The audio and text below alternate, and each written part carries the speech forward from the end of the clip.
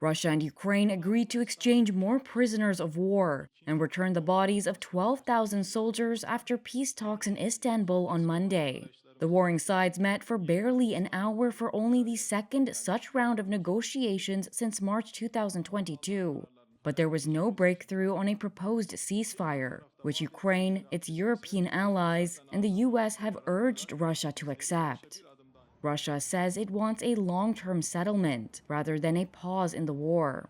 Ukraine says Russia does not want peace and that new sanctions are needed to force it to pursue a ceasefire. Following Monday's talks, Kremlin aide Vladimir Medinsky said Russian negotiators had handed their Ukrainian counterparts a detailed memorandum outlining Moscow's terms for a full ceasefire, and also suggested a short ceasefire to collect the bodies of dead soldiers. According to Russian media, Moscow said it would only agree to end the war if Ukraine gives up big new chunks of territory and accepts limits on the size of its army. Ukraine has repeatedly rejected the Russian conditions as tantamount to surrender.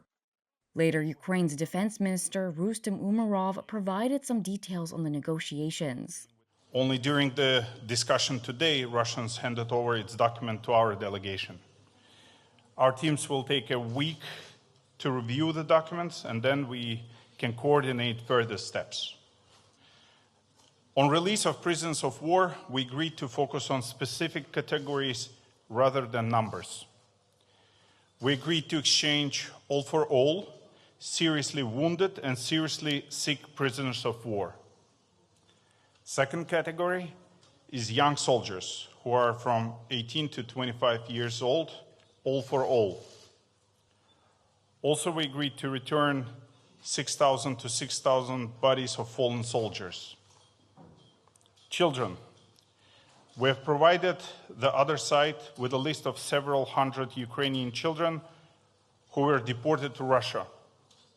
Umerov said Ukraine also proposed more talks before the end of June, believing only a direct meeting between Ukrainian President Volodymyr Zelensky and Russia's Vladimir Putin can resolve the outstanding issues.